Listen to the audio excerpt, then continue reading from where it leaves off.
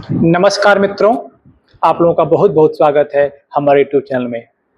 जैसा कि हमने अपने पिछले एपिसोड में मैं आप लोगों को बताया था कि किसी व्यक्ति के, किसी जातक के कुंडली में धन, सुख, मकान, गाड़ी और पैसा देने वाले योग कैसे बनते हैं और ये कब फलित होते हैं। तो मैंने बताया था कि आगे अब हम मेष से लेकर के मीन पर्यंत हम बताएंगे कि हर लग्न के जातक के लिए ये योग कब कब बनते हैं, कैसे कैसे बनते हैं। तो आज हम बात करेंगे मेष लग्न के बारे में कि मेष लग्न के जातक के कुंडली में ये जितने योग हमने बताए हैं, ये योग का निर्माण कब होता है, कैसे होता है और ये कब फलित होते हैं।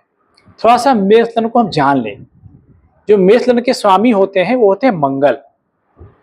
ये अग्नि तत्व की चर राशि होती है। ठीक है, ये ऐसे जातक बहुत उत्साही, कर्मठ और साहसी होते हैं। ये कुछ भी करने को तत्पर रहते हैं।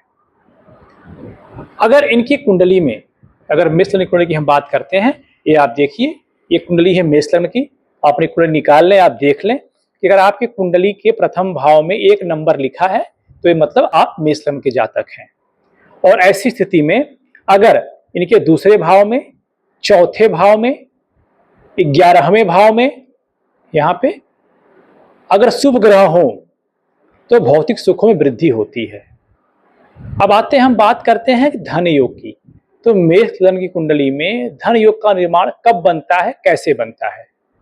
जो पहला है योग वो है सेकेंड भाव, मतलब आपका ये हो गया सेकेंड भाव। ये देखिए, इसमें वृषभ, अगर इसमें शुक्र बैठे हो, बुध बैठे हो या गुरु बैठे हो तो जातक को स्थिर धन और अच्छे बैंक बैलेंस की प्राप्ति होती है। और 11वें भाव में, 11वां भाव मतलब आप देख लीजिए यहाँ पे, ये है 11वां भाव। अगर इसमें जो कि कुंभ की राशि है, इसमें शनि या गुरु बैठे हों तो बड़ा आय, बड़ा लाभ और आय में वृद्धि होती है। और दूसरे भाव में, मतलब ये दूसरा भाव हो गया, और 11वें भाव, इन दोनों के घरों में अगर एक दूसरे के घर में हो या युति हो, मतलब यहाँ पे अगर दूसरे भाव के स्वामी 11वें भाव में और 11वें भाव के स्वामी दूसरे भाव में हो, या अगर इनकी युति बन जाए तो धन लाभ के विशेष योग बन जाते हैं। अगर 5वें भाव में, ये जो 5वां भाव इनका है, अगर 5वें भाव में सूर्य या गुरु पदस्थ हो तो शेयर मार्केट में या निवेश से अप्रत्याशित लाभ होता है। गुरु केंद्र में त्रिकोण में होकर अगर दूसरे भाव या 11वें भाव पर पूर्ण दृष्टि डाल रहे हो तो ये शुभ धनोदय का योग माना जाता है। जैसे गुरु अगर मान ली 7वें भाव में बैठ जाए, 5वें भाव में बैठ जाए या 9वें भाव में बैठ जाए, और यहाँ बैठ करके 11वें भाव को या दूसरे भाव को अगर दृष्टि डाल रहे हैं तो समझ लीजिए कि आपका जो है शुभ धनोदय होगा। पक्का है कि धनोदय होना ही होना है। अब इसका फलित कब होगा? ये जब भी गुरु शुक्र दूसरे या 11वें भाव के स्वामी की दशा या अंतरदशा आएगी, तो इस कुंडली में जब भी गुरु की, शुक्र की और या शनि क्योंकि इसमें 11वें भाव के लाइन मतलब मालिक माने जाते हैं, अगर इनकी जब भी दशा या अंतरदशा आएगी तो व्यक्ति के जीवन में धन योग का निर्माण होगा। आपके गोचर में अगर से वर्तमान समय में गुरु या शनि अगर आपके दूसरे, 5वें, 9वें या 11वें भाव में आ जाएं तो भी आपको धन योग का निर्माण बनता है और ये सारे योग आपके फलित हो जाएंगे। अब बात करते हैं मकान योग की कि मेष लग्न के जातक के लिए मकान या भूमि योग का निर्माण कैसे बनता है और कब फलित होता है। जैसा कि पता है आपको कि हमारे किसी भी कुंडली का जो चौथा भाव होता है ये सुख का भाव होता है, मकान का भाव होता है, वाहन का भाव होता है।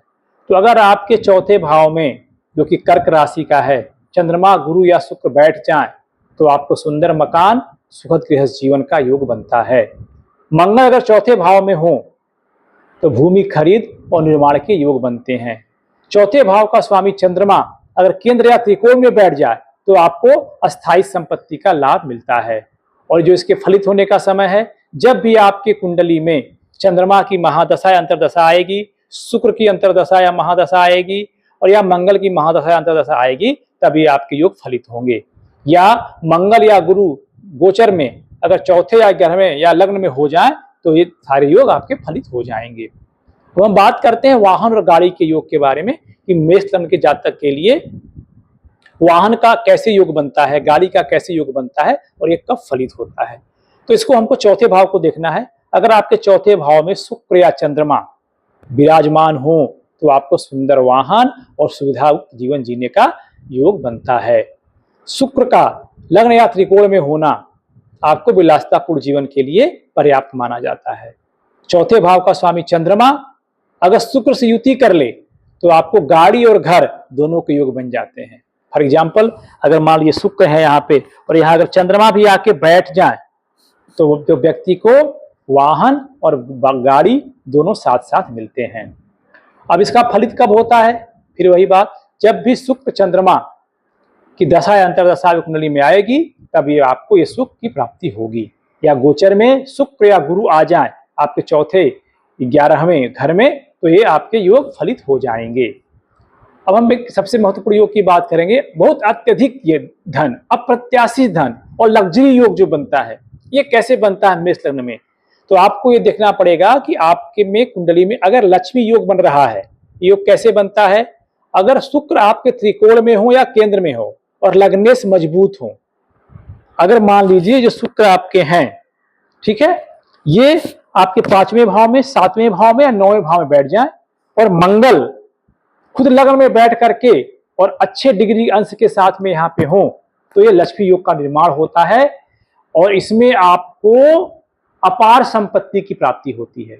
अपार संपत्ति की बात कर रहे हैं, अगर किसी का हो तो आप खुद देख लीजिएगा, बशर्ते ये किसी दुष्ट ग्रहों से दृष्ट न हो, पीड़ित ना हो। अब आते हैं, हम बात करते हैं धन योग की। जब दूसरे, 5वें, 9वें और 11वें भावों के स्वामी शुक्र, सूर्य और गुरु और 11वें भाव स्वामी शनि, ये आप चारों आपस में कोई संबंध बना रहे हो, युति में बैठे हो या कोई दृष्टि संबंध बन रहा हो, तब ये धन योग का निर्माण होता है। इसमें व्यक्ति को व्यवसाय में और नौकरी में बड़ी सफलता मिलती है और हमेशा उत्तरोत्तर वृद्धि करता है। अब बात करते हैं हम राजयोग और धन योग दोनों की। अगर लग्नेश आपके त्रिकोण में हो जाए, जैसे यहाँ पे मंगल आपके 5वें में, 7वें में या 9वें भाव में हो जाए या केंद्र में युति बना रहे हो, केंद्र से युति बना रहे हो, तो आपके मान और सम्मान के साथ धन की प्राप्ति होती है। अब ये योग फलित कब होता है? जिन ग्रहों से ये योग बन रहा है आपका, जो हमने बताया, लक्ष्मी योग हो, धन योग हो, राजयोग हो, अगर उनकी दशा या अंतर्दशा आती है तभी योग फलित होगा। जैसे एग्जाम्पल के लिए बात करें, अगर शुक्र आपके दूसरे भाव में बैठे हैं तो शुक्र की दशा में, अंतर्दशा में आपको धन की प्राप्ति होती है। जैसे इस कुंडली में आप देखें, शुक्र के दूसरे भाव में ही बैठे हैं, तो जब भी शुक्र की दशा या अंतर्दशा आएगी इनको एक अच्छे धन की प्राप्ति होगी। गुरु अगर मान लीजिए 11वें भाव में है तो गुरु की दशा में आपको लाभ होगा। गुरु अगर मान लीजिए आपके यहाँ बैठे हुए हैं 11वें भाव में, उनकी दशा या अंतर्दशा आती है तो आपको इसमें अपार धन संपत्ति की प्राप्ति होगी। या गोचर में शुभ ग्रहों की स्थिति बन जाए, जैसे गुरु गोचर के समय, वर्तमान गोचर चल रहा है, जो ग्रहों की स्थितियां अभी हैं, अगर गुरु आपके दूसरे, 5वें, 9वें या 11वें भाव में गोचर कर रहे हो, शनि लग्न में चौथे भाव में या 10वें भाव में शुभ दृष्टि डाल रहे हो, तो इन परिस्थितियों में भी इन योगों का निर्माण बन जाता है। तो निष्कर्ष इसमें आप देख लें, नोट कर लें निष्कर्ष को। मेष लग्न वालों के लिए धन, सुख, गाड़ी, मकान इत्यादि मुख्य तब मिलते हैं जब गुरु, शुक्र, चंद्रमा और मंगल मजबूत हो। दूसरा, चौथा, 11वां भाव शुभ ग्रहों से युक्त हो और उसी ग्रह की अंतर्दशा तथा दशा में, महादशा में गोचर आपका साथ दे दे, तो आपको ये सारे शुभ योग बन जाते हैं। मान लीजिए आपको नहीं बन रहे हैं योग, तब क्या? तो इसको बनाना पड़ेगा। अगर आपके कुंडली के ग्रहों की स्थितियां आपके विपरीत हैं, आपके अनुकूल हैं, तो कुछ ज्योतिषीय उपाय करके आप इनको अच्छा बना सकते हैं और अपने कुंडली में भी, अपने जीवन में भी सारे अच्छे ग्रह योग को बना करके अपना जीवन सुखमय बना सकते हैं। ठीक है, तो आज के लिए बस इतना ही। अगर आपको ये हमारे द्वारा दी गई जानकारी अच्छी लगी हो तो आप इसे लाइक करें और दूसरों को भी शेयर करें, ताकि दूसरे लोग भी इसको जान करके अपने बारे में, योग के बारे में समझ सकें और उस दिशा में सार्थक प्रयास कर सकें। तो अगर आपने हमारे चैनल को सब्सक्राइब नहीं किया है, सब्सक्राइब कर लें, ताकि जैसे ही मैं अगले लग्न के बारे में बात करूं, जो मैं अगले लग्न के बारे में बताऊंगा, वृषभ लग्न के बारे में बात करूंगा कि वृषभ लग्न की कुंडली में ऐसे कौन कौन से योग बनते हैं जिसमें धन योग, भूमि योग, वाहन योग, मकान योग, आपका लग्जरी लाइफ का योग, गाड़ी का योग बनता हो, इसके बारे में हम बात करेंगे। तो आज के लिए बस इतना ही, और भगवान भास्कर आपका कल्याण करें, आपका जीवन शुभ हो। जय जय सिया राम।